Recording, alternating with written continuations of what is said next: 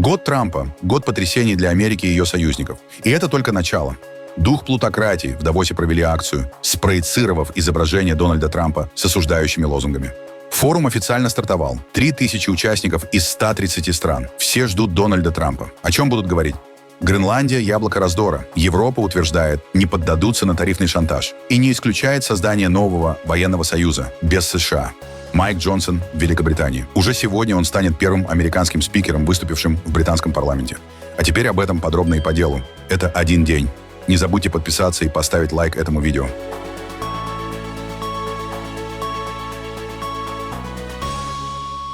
В Испании продолжается опознание жертв крупной железнодорожной катастрофы. В Кордове полиция развернула временные палатки для сбора ДНК.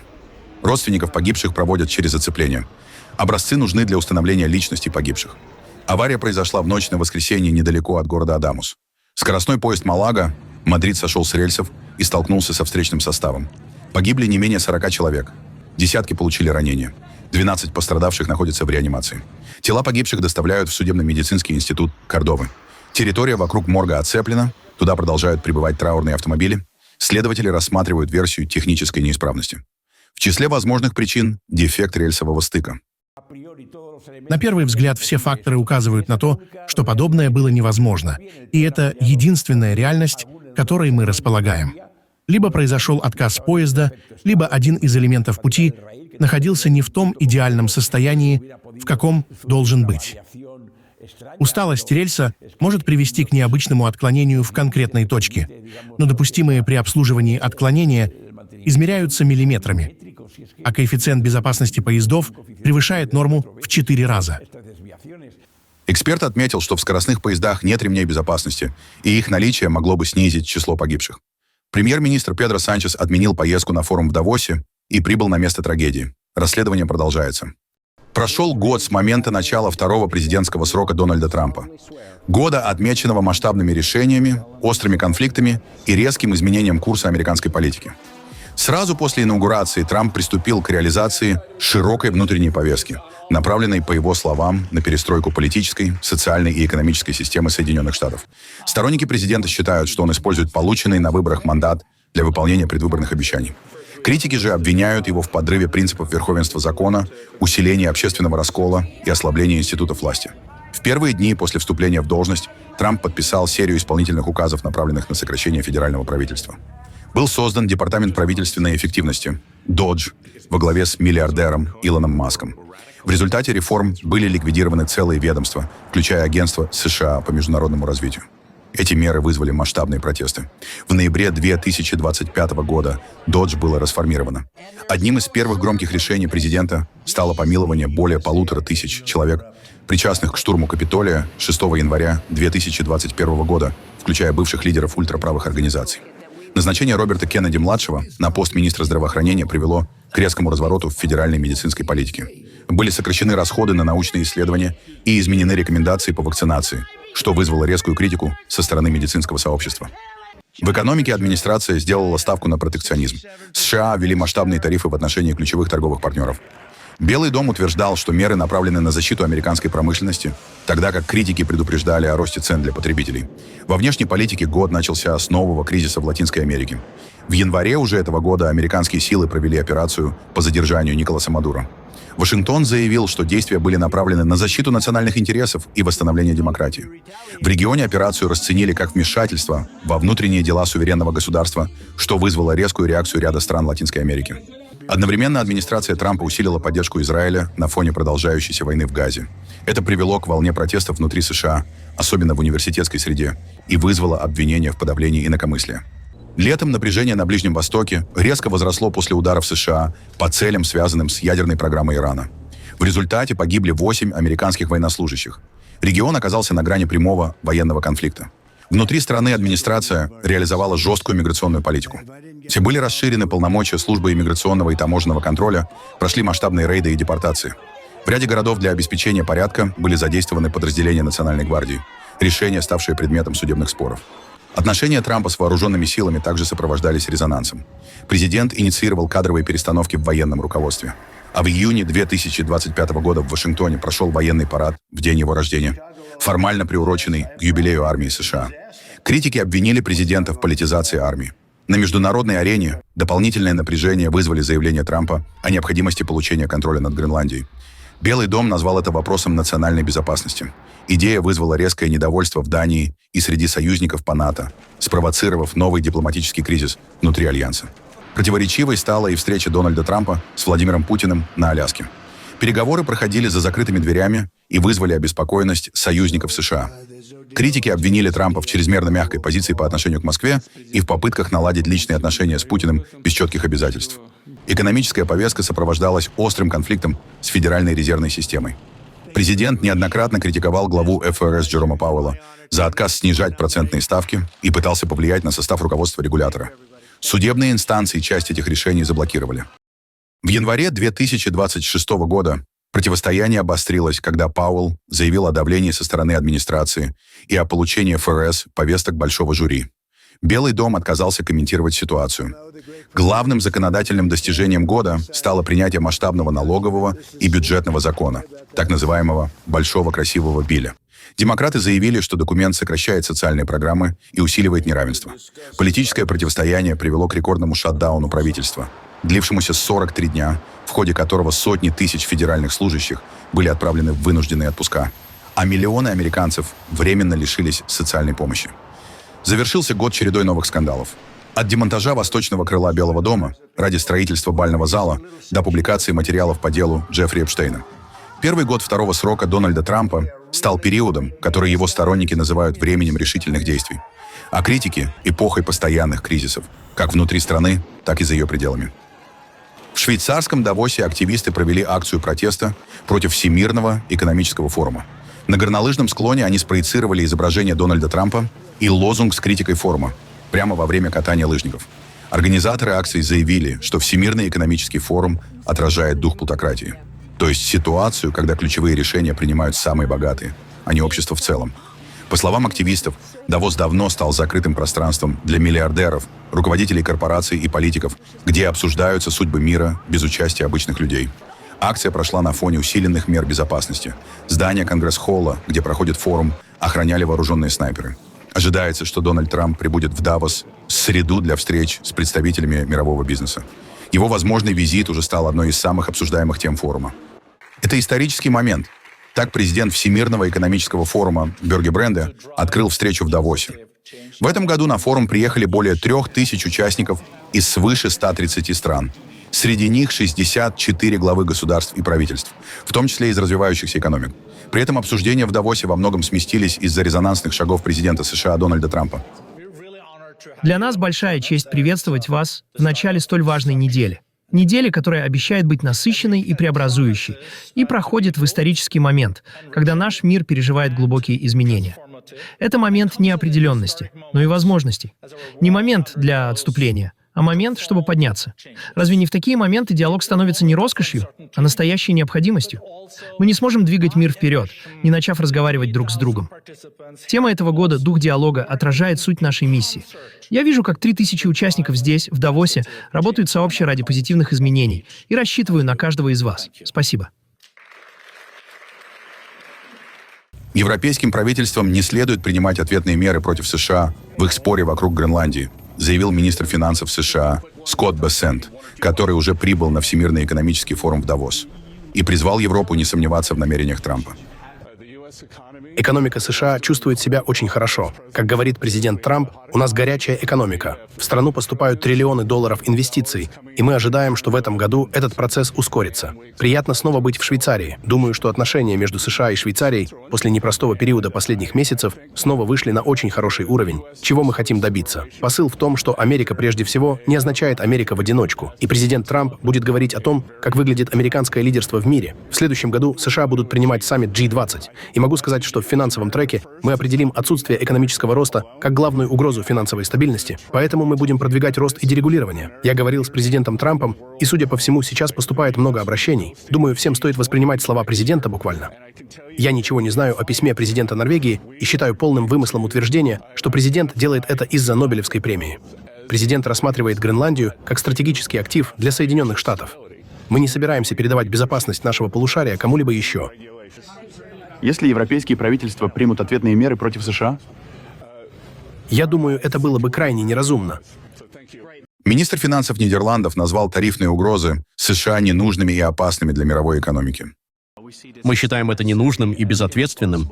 Ненужным, потому что мы являемся частью одного и того же альянса. У нас одинаковая оценка угроз, мы готовы работать вместе. И безответственным, потому что это нанесет ущерб мировой экономике и не отвечает интересам обоих континентов. Поэтому самое важное сейчас — деэскалация. Мы должны использовать имеющееся у нас время, чтобы снова попытаться убрать эти шаги с повестки дня. На данном этапе я не собираюсь говорить в терминах угроз, но, разумеется, все варианты остаются на столе. При этом я хочу вести конструктивный диалог, и нам необходимо снизить напряженность. С этого я и предлагаю исходить.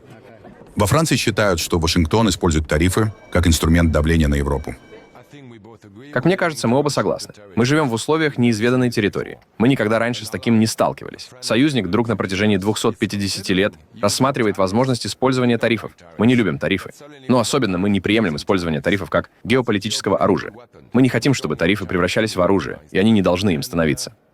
Сегодня утром у нас состоялся очень хороший разговор. Очевидно, мы будем обсуждать это с нашими коллегами сегодня и завтра. Европа должна сделать шаг вперед. Европа должна быть сильной и должна гарантировать, что выдвинутые угрозы не станут реальностью. Для этого мы должны показать готовность использовать все имеющиеся у нас инструменты, будь то тарифы, торговые соглашения или меры против экономического принуждения. Германия заявила, что Европа не поддастся шантажу и готова ответить, если угрозы станут реальностью. Мое четкое и недвусмысленное послание таково. Нас не будут шантажировать, и в Европе мы стоим плечом к плечу в знак солидарности. У нас есть широкий набор вариантов ответа на угрозы президента Трампа в случае, если он действительно введет эти тарифы. В Европейском парламенте находится тарифное соглашение, которое должно быть ратифицировано и одобрено. Сейчас этот процесс приостановлен. В рамках Европейского Союза уже согласованы ответные меры, которые не будут откладываться и могут вступить в силу в начале февраля. Кроме того, у нас есть действенное европейское законодательство, которое может применяться в случае экономического шантажа и может включать крайне чувствительные меры. Я хочу ясно сказать, эти меры должны быть сейчас пересмотрены и подготовлены на случай, если президент Трамп сохранит свои тарифы. Обсуждение с США должно быть перенесено из эскалационного публичного пространства за стол переговоров, заявил министр иностранных дел Дании Ларс Лёкке Расмуссен. Он подчеркнул, что все, кто верит в международное право, должны говорить открыто, чтобы показать Трампу, что дальше по этому пути идти нельзя. Есть основания радоваться всей той поддержке, которую мы получаем от наших союзников. И крайне важно, чтобы все мы, кто верит в международное право, высказывались и показывали президенту США Дональду Трампу, что дальше по этому пути идти нельзя. Так что забудьте об этом. Мы живем в 2026 году. Можно торговать между народами, но нельзя торговать народами, и это правило остается в силе. Забудьте этот путь. Никаких российских и китайских кораблей повсюду нет. И Дания вместе с Гренландией не допустила китайских инвестиций, потому что речь идет о том, чтобы послать сигнал американскому президенту. Эту черту переходить нельзя. Это во многом дискуссия, которую нам необходимо вести в рамках ЕС, потому что отвечать должна не Дания и не страны из этого списка. Отвечать должна Европа. И в четверг вечером состоится Европейский саммит. И я надеюсь, что тогда появится ясность. У нас нет намерения обострять ситуацию. На прошлой неделе мы в определенной степени договорились с американцами, что следует перенести обсуждение из публичного пространства, где оно ведет к эскалации, за стол переговоров. И мы придерживаемся этой договоренности. Будущее Гренландии не является вопросом Европейского Союза. И Венгрия дала понять, что не поддержит совместное заявление ЕС, заявил министр иностранных дел Венгрии Петер Сиярто.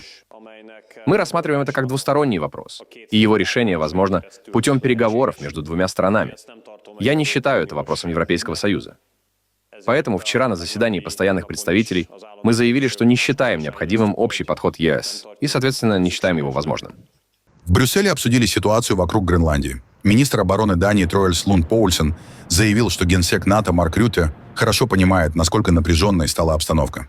По его словам, вопрос касается не только датского королевства, но и безопасности всей Европы и будущего альянса. Если говорить об этом вопросе, который является столь сложным и напряженным не только для датского королевства, но в основе своей для Европы и, более того, для будущего НАТО, то я не считаю необходимым подробно перечислять все, что мы обсуждали.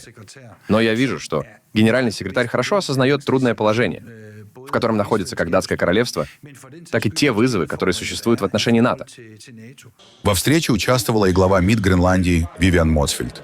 Стороны говорили об усилении безопасности в Арктике и совместных учениях, Самым важным в этой встрече было то, что мы с Троильсом достигли некоторых важных результатов в сфере безопасности в Арктике. Сколько людей и каким образом могут наилучшим образом обеспечивать безопасность в Арктике. Важно понимать, как следует работать с вопросами безопасности в Арктике. Именно поэтому сейчас мы проводим различные учения. Нынешняя риторика Дональда Трампа в отношении союзников непоправимо вредит не только Европе, но и самим Соединенным Штатам. Об этом говорит бывший советник по нацбезопасности в первой администрации Трампа Джон Болтон. По его словам, Гренландия не так важна для самой Америки, как лично для Дональда Трампа. Тот ущерб, который Дональд Трамп наносит репутации Америки, доверию и доброй воле, на которых основаны отношения с нашими европейскими союзниками и друзьями по всему миру, просто невозможно описать. Это нечто совершенно невероятное. Угрожать вторжением в страну союзника по НАТО, силой захватывать территорию демократического государства. Последствия для Европы невозможно даже подсчитать, насколько это для нас плохо. Подумайте, что означает для Соединенных Штатов вторжение в страну союзника, такую как Дания. Следующей будет Канада, потом мы вторгнемся в Великобританию. А как насчет Испании? Откуда вообще у Трампа идея, что единственный способ иметь дело с одной из самых дружественных к Америке стран в мире на протяжении 250 лет — это угрожать военной силой? Некоторые говорят, это просто такой Трамп. Но это неправильный ответ. Он президент Соединенных Штатов, и за рубежом люди воспринимают его слова всерьез. Они считают риск применения военной силы реальным. Я не думаю, что он реален. Но других можно понять, если они так считают. И все это усугубляется угрозами торговой войны после того, как мы в прошлом году договорились с Европой по апрельским тарифам Трампа в так называемый День освобождения. Это означает, что ни одна сделка с Трампом никогда не является окончательной. Вы действительно хотите, чтобы другие страны воспринимали нас именно так, что нашему слову нельзя верить, что оно никогда не будет иметь силы? Он сказал на днях, нам нужна Гренландия. Психологически Соединенным Штатам Гренландия не нужна. Психологически она нужна Дональду Трампу. Почему? Потому что речь идет не о национальной безопасности Америки. Речь идет только о Дональде Трампе. Также бывший советник президента США по национальной безопасности Джон Болтон напомнил о соглашении между Соединенными Штатами и Данией, подписанном в 1951 году. Документ был заключен в разгар Холодной войны и регулирует вопросы обороны Гренландии, автономной территории в составе Королевства Дания. Соглашение предоставляет США широкие полномочия: размещение военных баз, использование территории, портов и воздушного пространства острова, строительство и эксплуатацию военной инфраструктуры, а также переброску войск и техники. Отдельным пунктом закреплено право Вашингтона самостоятельно принимать меры, которые он сочтет необходимыми для обороны США и Северной Атлантики. Договор не имеет ограничений по срокам и остается действующим более 70 лет. Именно поэтому, по мнению экспертов, обсуждение возможной покупки Гренландии не связано с реальной военной необходимостью. Все ключевые оборонные и стратегические возможности уже предусмотрены действующим соглашением.